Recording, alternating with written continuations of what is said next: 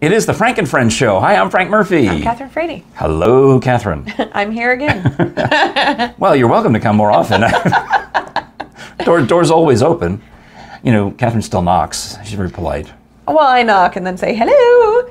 Well, sometimes, you know, if I'm upstairs getting ready, you can just come in. I mean, sometimes I do. And if the garage door, I'm here. if the garage door is open, that is your invitation that we are ready for you to just barge in. Did you hear that? That's your invitation. Not you, no, you, because you've texted to say you're on the way. So then the garage door goes up.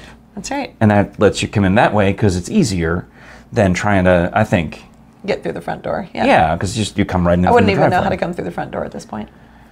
Would you? Well, if it's a thing, I can. If it's like a British thing, I can certainly make arrangements. No, I'm good. You know. All right. It's great. Yeah. Well, do check out our fabulous merchandise at our fabulous website, frankandfriendsshow.com/store, where you can find mugs and phone cases and pint glasses and beach towels and sweatshirts and all of the things. I just thought about ventriloquists who drink while they're Can you do it? No, I can't. Oh, okay. But I saw. Did you want to try for us? I saw a politician on TV the other day who's had so many facelifts that it looks like they're a ventriloquist because their mouth doesn't move. Doesn't move? It's That's just, so weird, it's right? just teeth. They're just talking like this. Talking, oh, we're going to make things better in 2023. That's weird, isn't it? 2022, when we take over. James and I were watching this terrible reality show that we don't tend to tell people that we watch, but we watch reruns of it, The Bachelorette. Because it's hilarious. And there was one. There's reruns? Why would there be a rerun? There's reruns. So like you can basically Google and see who it is. I know. I'm always like, don't look it up, don't look it up, don't look it up. But we so we'll watch like an old version, and there was one of the guys on the most recent one who did that. He always just kind of talked like this. Oh wait, he wasn't that. He wasn't the Bachelor. He was one of the guys that the Bachelorette was dating, and he was just like yeah, and he made it to the top 4. It's like, how can you be attracted to this guy who just like talks like this the whole time? I've seen there's some people, successful politicians who have the same thing going on, and I assumed it was due to a lot of tightening. I think if you were to be able to look behind the ears, you'd see a lot of twisting. Stuff back there. Yeah, could be. Well, anyway, so we don't mean to bash anybody on The Bachelorette from X number of years ago. They did film one of those shows in Knoxville, didn't they? Or at least come for an episode? Oh, I think somebody was like from here. So they do the home visit. They did the home visit here in Knoxville, Right. I don't remember what season. I don't really pay that much attention. It should be Protective Services that does the home visit from that show, in my opinion, but whatever. So did you steal a book from the library? Why is there a library book? It does look like that. Well, you know, one of our viewers, my friend Nancy, not next door neighbor Nancy, but my librarian Nancy, might be very upset that you've stolen this library book. I didn't steal it. What did you do? This was a gift. From somebody who stole it from the library. From James, who bought it on Amazon. Okay. So Amazon stole it. So whoever sold it on Amazon stole it from the library. Or, well, I mean, in reality, libraries do they weed out their selections. Thrift books. And yeah, what they'll do is, but it's got like the Dewey Decimal Number on it. I know, it still does. They'll sell surplus books. Right. Yeah. So he got this on Amazon, and he bought it as a Christmas present and wrapped it up and gave it to Sasha. Oh, here I am thinking, gather around, kids. It's going to be story time with Aunt Kathryn. But and what is this? It's called The Dog Who Sang at the Opera. And so... Can you get all the stickers off? Or I tried, I couldn't. But he thought this would be a really fun gift. Tacoma Public Library, okay. Yeah, he thought this would be a really fun gift for our dog. How... So explain the dog reading. Right. So I decided yesterday, James is out of town, and I thought, well, you know what? I haven't looked at this book. Sasha hasn't looked at this book. Surprise. I'm shocked. Shocked, yeah. Shocked that Sasha didn't get all over that. So I thought, you know what? I'm going to read you a bedtime story. Meaning Sasha. Meaning Sasha. Not me. Yeah. Okay. So I read look at this. Let's show this. No longer property of Tacoma Public Library. I think that's where, isn't that where Bing Crosby's from? I don't know. Or maybe, no, wait, Tacoma's close to Seattle. I'm thinking of the other side of Washington. Okay. So this is a great story. And the main character, the beautiful dog, is named Pasha. Pasha? Pasha. So I'm like Sasha, there's a dog named Pasha who sang at the opera, at the Metropolitan Opera. You need to change your dog's name immediately. Right? Well, that's actually based off of a true story. Wait, they threw this dog's ashes into the opera? No. That's a callback to last episode in case you missed it. They were doing a production of Manon in 19... Of what? Manon. See, now you're saying it. Manon. Spell it. Manon. Oh, all right. I've seen that in writing so many times and never said it out loud. Thank you. You're welcome. And it was in 1997, and Renee Fleming was singing the lead role. I like Renee Fleming when she hosts those backstage shows. Yeah, it's great. And so they thought, like, this would be a great opportunity during one of the big chorus scenes to have dogs and jugglers and all of these things. Is this part of the opera? I mean, there's this... Like Elephants and Aida, it's dogs and Manon. Yeah. So there's the Metropolitan Opera right there. And one of the dogs, Pasha, who was the dog of, I guess, a coach who was there or something. Pasha, Sluggo, Sam, and Shirley. Gets on stage, and they have her in, like, pearls and everything. Oh, of course. And Renee Fleming comes out to sing her big aria. Look, Renee Fleming's in the book. And... the dog, Pasha, starts singing. Oh, like during Renee Fleming's aria. It could be, there's so many worse things a dog could do during an aria. There really are. But the audience started... that's not good. It's not good. And the audience started giggling, and there's this dog just like howling and having a wonderful time, singing along with Renee Fleming in her main aria of the show. And that's what this book is about, and it's really, really funny. And on the front, is that Florence Foster Jenkins? Who is that? No, I don't know who that is. That's a joke. Wasn't there a movie about Florence Foster Jenkins? There is, yeah. Well, that's great. So you read the book to your dog. I read the book to my dog, and I said, Sasha, look, see? And now Sasha would be so well behaved. Can you put your dog into your next... I really could. I mean... Copper Queen, you're going to be in it, so therefore you can be... Well, you know, Sasha tried to get into Suor Angelica. But Sasha's really well behaved when I'm practicing. Wait, are we going to show this picture? Yeah. When I'm practicing, Sasha is quiet, and like she curls up and at my feet, or like in her little bed, and she just like goes to sleep. So this was a post the other day of yours on Instagram where it was you're practicing for the week, and you showed the dog's idea of practicing, which is curled down and sleeping. Right. But I have questions about singing, but show this first. Okay. So this, and if you want, you can send me the picture. I can make it full screen if you'd like. I'll do it. But if you don't send it, then you zoom in, I guess. I made this because this is from your calendar. It's from my calendar. We've talked about this. And this one actually didn't make it into the calendar. Is that you laying on the floor with your hand? That's me. Okay. This is our production of Suor Angelica from Marble City Opera at St. John's Cathedral. I was there. Yeah, that's Ashley King. You know, this is the chorus up here. Lovely. This is me. Ashley sings at my church now. She's great. Yeah, she's fantastic. And the reason I added Sasha into this photo is because when I was practicing Suor Angelica, I would get to the end where I'm dying and my angel child is coming towards me. Okay. And Suor Angelica's like, oh, and she's doing like all these like, you know, cries, right? Well, I was practicing it one day, and Sasha was in the room across the living room, basically, from where I was. And I'm acting it out at home too, obviously. You're rehearsing. I'm rehearsing. I mean, that's what one does. Yeah.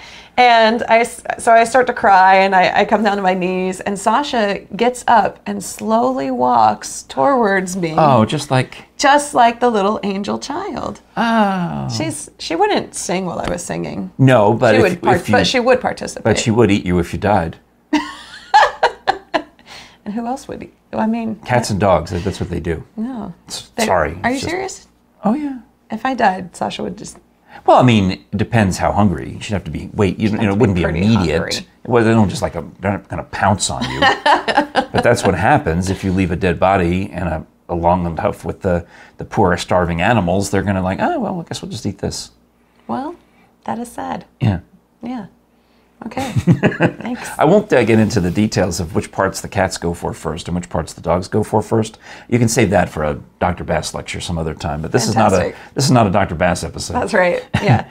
So, all right, I have another question then about your social media posts. Yes. You had a array of all of these scores. You had Copper Queen, and you had La Boheme and Tosca and something else. And Norma. Okay, Norma. Yeah. This is basically your 2022 rehearsing right now. repertoire. Yeah. But they were laying on top of a piano. Yeah. And do you sit there and play the piano while you're singing? How do you do that? You know, I thought you told me that you didn't like to do that. I used to, but my hand gets quite tired if I sit there and play for 2 hours while I'm sitting there singing. So I actually have recordings. It's called Opera Perfect Practice or something like that. Yeah. And they're recordings of all of the songs. Oh, okay. Yeah, and so this is like when Jere's in the chorus, they have... It's like a track. They have practice track. Oh, Mimi roll, Opera Practice Perfect.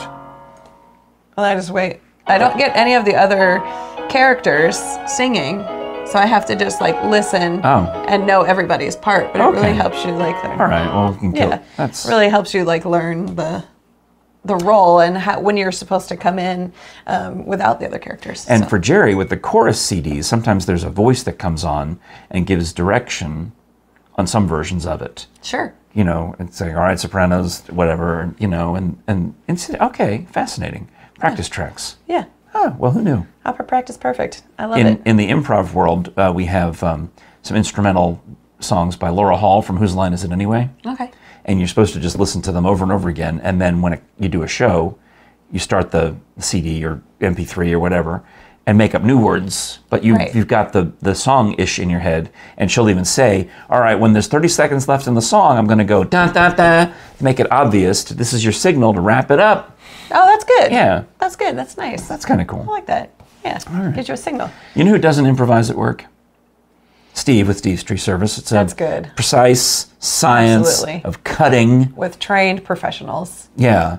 I was thinking about arborists the other day and how, you know, they're so careful and precise because there was a news story about some arborists in Maine who saved somebody who had an accident because they had been trained in first aid. Yeah. These arborists. And Steve and his crew, of course, they've got all the licenses, bondage, secured, you know, all the whatever you would normally have. When they're out there climbing in your yard, climbing up to the top of the tree, sawing off pieces and lowering them down with ropes. Oh, yeah. I mean, it's also entertaining. So it is. Yeah, get rid of your trees and have a little entertainment. I've looked up some videos that Steve has posted online of sometimes the spectacular videos. Like once they have a tree and they know they've got a clear shot, sometimes they will, like the old way, know that they can fell this giant tree and have it land exactly where it's going to land. Do they yell timber? I don't know. Because that would be great. They should. Yes. Timber! I mean... Yeah. I don't know why they... I mean, I guess they could. I didn't think about it. I think they just yell, okay, here it goes. I'd have to... If I were trained to be a lumberjack, I think I would really have to call out timber. Well, I think there's probably a southern equivalent to timber. Okay. Y'all watch out. Y'all watch out. Heads up. Heads up. Here it comes. Look down below. Yeah. Tree. Good point. I don't know, but you can find out, you know, they get great ratings on Yelp and Google and all of the services. Renee will come out and give you an estimate. That's Steve's wife. You can call them at 865-257-6214.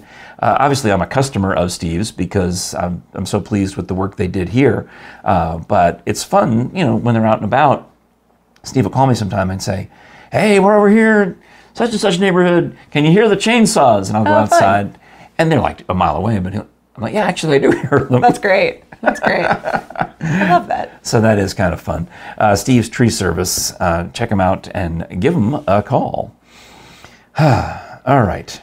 So Sasha, the opera's dog. The opera dog. You know, she's keeping me entertained. It's always challenging when James is out of town because he walks Sasha a lot. 3 times a day, basically. Yeah. We don't have a backyard where she can just like run around by herself. Yeah. So, but she gets tired on her little feet and she doesn't like to walk. Like she'll walk a really far distance from the house and then not want to get all the way back. And so a lot of times we have to carry her, but I decided, you know what, I'm not carrying her anymore.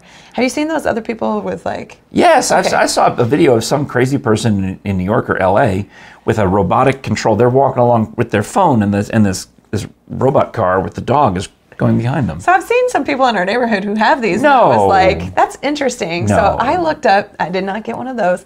What I got was a backpack for your dog. A dog backpack. Yeah, it's basically... And wait, does the backpack go on the dog so the dog can carry things like a pack animal, like a dog should? No, no. You actually can put your dog inside it. Like a baby. Like a baby. Like your dog was a baby. Like your dog was a baby. And you're going to show us this now. I totally did this morning. Excuse the no makeup, but Sasha in a bag. Do you want to show that on the show? That's up to you. Yeah. Because you got the dog has no makeup, so please. No, please excuse Sasha's poor no dog. Makeup, yeah. Makeupless dog. Yeah. I mean, isn't that great? She's content. And you're going outside, so you're all bundled up. Well, we were outside already. So you're just back. Yeah, we were just back. So this is her getting in this. I'm reminded of my daughter and my grandchildren when she'll be schlepping around a baby here and another, Yeah. Yeah. She just sat down and I was like, you know what? I'm going to put you in the bag. And the dog was okay with it. She was totally fine with it. She was like, this is great. I like it. Yeah. Fantastic. Strange. Well, I have a couple things of show and tell myself. Okay, good. First of all, I have one of your earrings. I don't know if that's an earring. Whatever this is. Follow your arrow wherever it points. And this got pretty much destroyed in the driveway, but it was pointed right back here to come do another podcast. Is it yours? I think it might have been on my keychain. Yeah, wouldn't you remember? No, not really. When I give it back, I'll save it for the next crazy person to come over and see if it's theirs. I mean... You want to just throw it away? Yeah, we can throw it away. I mean, unless you want to keep it. I'm just saying that this thing I found out in the driveway, and it looked like it had gotten run over and scuffed. It's probably mine, but... Well, either that or it belongs to the guy who came and gave us an estimate for the siding or the insulation or one of those things. So could have been. All right. I think it was like one of those things like in, I don't know, like a Dolly store or something. I don't know. Yeah. Mm. Okay. It's hard to tell. What else do you have? Oh, I have a question. How do you feel about mustard? Yeah, I like mustard. Like, do you like this kind of mustard? I love this kind of mustard with all the... Is this like the ice cream dots? I hate Dippin' Dots. You hate Dippin' Dots? Well, how can you like this? Well... This is the same thing. But Dippin' Dots, the problem with Dippin' Dots is that they are so cold that you can't taste them. They taste delicious. They taste like liquid nitrogen, which is paralyzing to your tongue. So, I mean, yes, you could melt the Dippin' Dots and have soup. When was the last time you had Dippin' Dots? I think maybe they've advanced the way they make them since the last time you had some. Well, we certainly go to Pigeon Forge in Gatlinburg enough to, we could have Dippin' Dots, but it seems like a waste when I could have perfectly good regular ice cream. Dippin' Dots are pretty good nowadays. They're not frozen like that. You can taste them they're pretty good. And if you like this, which I think you're telling me is mustard of the future here. The reason, I'll explain why this is the mustard of the future. I found it in the back of the pantry. And it's got the whole grain mustard seed. And I have discovered that when I'm making tuna salad, I like now to add some of this kind of mustard in with the mayonnaise and give the tuna a little more zing. It's less bland and it's got a little more zing to it. But I found two of them back there and I'm like, I bought one not knowing I had one. Okay. So I looked very carefully to try and figure out which one I should open and realized this is the mustard of the future, because if you zoom in, as you'll see in this full screen photo that I've prepared, you can see it says right on there, best by May 2122. This mustard is good for 100 years. 2122 at 4:58 to be precise. Yeah, that's when it expires. 100 years from now. At 4:58. Yeah, 100 but it years. doesn't say like AM or PM. Oh. Well. So I mean, I don't know if that's on like military time or.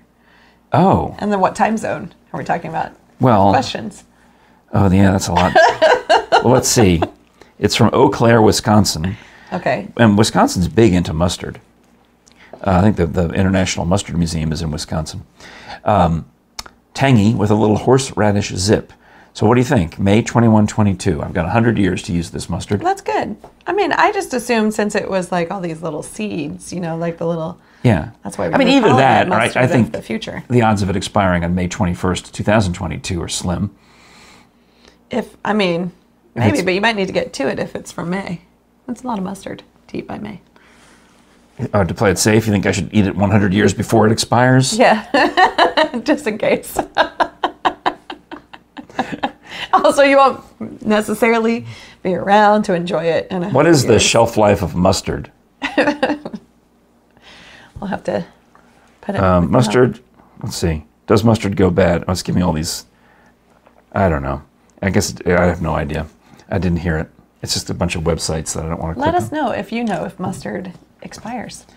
Well, now that you mention it, I'm thinking I've probably had this one in the pantry for a year, not knowing that I had it. And I probably bought it back in 2020 or 20, you know. You think? Or earlier. And it probably does expire May 21st of this year. But I'm going to pretend it's good for 100 years. It's the mustard of the future. Fantastic. Do you have any other, you know? Yeah, I want to hear about these people who were thinking about moving to Knoxville. Oh, I told you about this from Facebook. There's a realtor named Julia Hurley. Have you ever met her? I haven't. She, I guess, I don't know if she was in one of those fashion show things. Anyway, I've met her at a couple of different things. And she put on Facebook, you know, she's one of those people who says, oh, please like my real estate page and blah, blah, blah. Yeah. So she put on Facebook. You're a good friend and you did. I liked it. I wouldn't say I'm a good friend. I mean, I haven't seen her in a while. You're a good friend because somebody asked you to like their page and you said, yeah, I'm going to go like your page for you. Oh, I see where you're going with this. Yeah. Because we have 1,000 likes on the Frank and Friends show page, but combined, you and I have several thousand more combined. friends. So that would mean that most of our friends have not liked the page. That's right. And are probably not watching this video, so the heck with them. Well, share it with your friends and ask them to like our page as well. Thank you. That's good thinking, Kathryn. Yeah. So Julia posted this. She got a phone call from someone looking to leave California. And that's a hot trend right now. You know, you can't even get a U-Haul in California. It's a hot trend to move to Texas. It's like the California trails again, but Utah. People like to move to Texas, Utah. I mean, you know, just more spacious, less crowded. You know, any number of reasons why, depending on where you are in California, why you might want to bolt. You want to leave the tsunamis. Some people, earthquakes. Or some people want to trade that in for the hurricanes on the East Coast. But here's someone who's looking wisely to move to the beautiful mountains of East Tennessee, where we miss the snow. Yeah, exactly. I mean, it seems all we talk about is the weather because we don't actually have to deal with it that much. Exactly. Here's what they wrote. Here's Julia wrote. Phone call this weekend. Someone looking to move from California, told her, I want 10 acres with a waterfall, a stream, and a swimming hole. Where do they think they're moving? Apparently, Great Smoky Mountains National Park. I think they're going to live in the park with a waterfall, a stream, and a swimming hole. But they also require an RV. You know? Yes, they also require 5G Wi-Fi for their work-at-home job. Cool. Also, I don't think we have that quite yet. No, I think that they would need an RV, and they can just hook up their internet from their phone, and they can tether that to their computer. Okay. And then they can go live at an RV park. There must be government-run water and sewers because government-run is reliable. That's questionable, but how is a government-run sewer more reliable than your septic field? Right. I mean, if it's a septic field, it's entirely up to you to go turn the field and maintain it. Yeah. Okay. So, all right. And whereas the government, well, they came in, they did blow out my sewers. Oh, nice. That's good. Last year. So that was something. You know, first time in all the 20 years I've lived here, they came and blew out my sewers. They opened up a manhole and went down in there. And, all right. Okay. So flushed it all out. I guess maybe government-run sewers are reliable. I don't know. I would like no restrictions, but need an HOA that doesn't allow flags. Okay, first of all, if you don't want restrictions, you do not want an HOA. I mean, right? Come on. You've got an HOA. I've got an HOA. Like, they're all about restrictions. That's the whole purpose of the HOA. Of having an HOA. To create restrictions. This person is amazing. No flags. This person hates flags. He hates flags. Like, no flag. Like, just I wonder of all kind. Like, I mean, can you have like a UT football flag? That's probably the kind of. That's probably what irritates them the most. Probably. I mean, if you can't, but because I'm thinking, the flag that most people would be irritated by are those ones like it's spring, Happy St. Patrick's Day, you know, summertime. You know those ones that are not really flags; they're more like pennants. Yeah, they're more like just heraldry. Just like type. a random. Yeah, yeah. Those type of flags that you would get at Michael's or Hobby Lobby. Yeah, those are way more irritating. Yeah. So but it's also possible that they despise countries. and they don't want to see Canada or my father used to fly an Irish flag on occasion. This guy would hate that. I mean, I think he's going to have a hard time finding a place that they don't allow flags. Well, he does want rural land for his organic marijuana and mushroom garden. Oh my goodness. To recap, 10 acres with a waterfall, a stream, and a swimming hole. Government runs water and sewers. No flags allowed. Rural land for the organic marijuana and mushroom garden. Does he think he's moving to the Ozarks? But within 10 minutes of a Starbucks, Whole Foods, and Botox.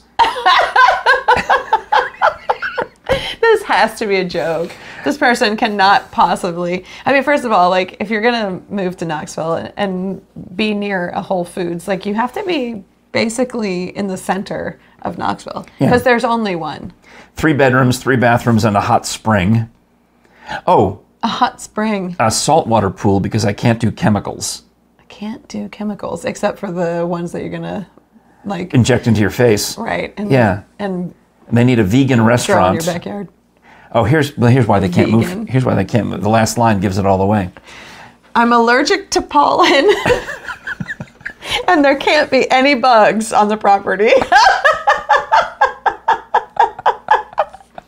There can't be any bugs. Okay, so this person, this can't be real. This cannot be real. There can't That's be anyone. Insane. How can you be that self-absorbed to think that this property exists in the world anywhere? I mean, because you can't have a stream and a swimming hole and a waterfall without bugs. Of course you're going to have bugs. Right. And you can't have, can't not have restrictions and have an HOA.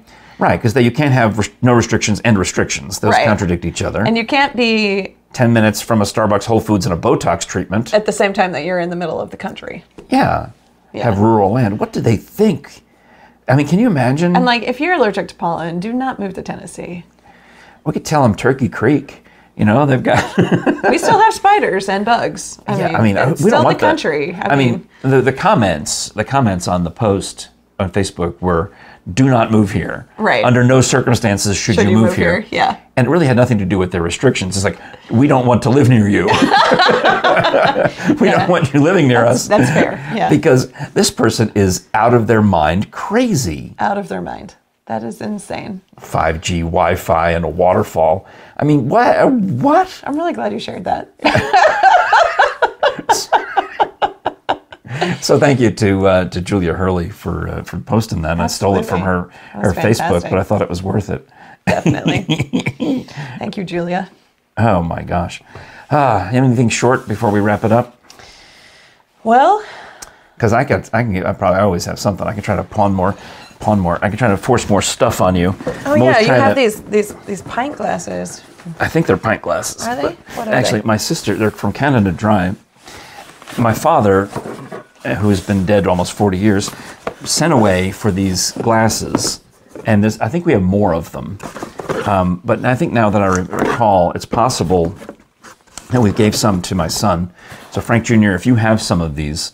Are those two the same? They're the same, yeah. I think I've got more up there, but I don't know why my dad sent away for these, except that he probably was one of Canada Dry's top customers back in the day. Did he love Canada Dry? He liked Scotch and soda, and my mother liked rye and ginger. So they used the Canada Dry then, huh? Yeah, so we always had soda in the mixers in the house. Nice. But you don't need them, do you? No, I don't have any room for them. Oh, after the pint glasses that we got at the cider place, or not pint? Those weren't pints. They're those not were pints, but they're I don't mini pilsners. Yeah. Those were nice. My cabinets are not that big, and they're getting full. All right. Well, then I'll just have to save that. Thank you. I appreciate it. Next person who comes over. No, they're vintage, so somebody might really. Yeah, I mean, it's the same thing. I mean, no offense to my sister who sent them to me because they were trying to get rid of them from my mother's house, and now it's up to me to pass them on to someone. And I thought I would try you. Thank you. I mean, I have to think about it. Maybe there's a show coming up from Marble City Opera that needs 1970s Canada Dry glasses. You might be able to pawn them off on James. How does that help you? It doesn't help me. They wouldn't come to my house. They would go over to the university. The opera? Yeah, for the opera potentially. Oh, I don't know. never Sure, know. okay. If you need Canada Dry, Glasses. glassware for just one break. of your operas. It's always great to put glass on stage with opera singers. No, it's a terrible idea. Especially with me, because I like to break things. Do you? Accidentally. Yes, I have a history of breaking props in rehearsal. Somebody's like, and actually now when a director says to me, I want you to throw this across the room, I want you to throw this down, or like you're upset about this, and I'm like, okay, I will do it in performance, but we should have several backup, because it's not a good idea to ask me to throw something. It'll break. Okay. All right, coming up, an episode where we ask Kathryn to throw things. Why don't you throw it to Audible for the commercial? Yeah, well, if you love our podcast, which we know you do, please check us out on Audible Trial. If you're still listening after a half an hour, you definitely love it. Well, check us out on audibletrial.com/Frank and Friends Show.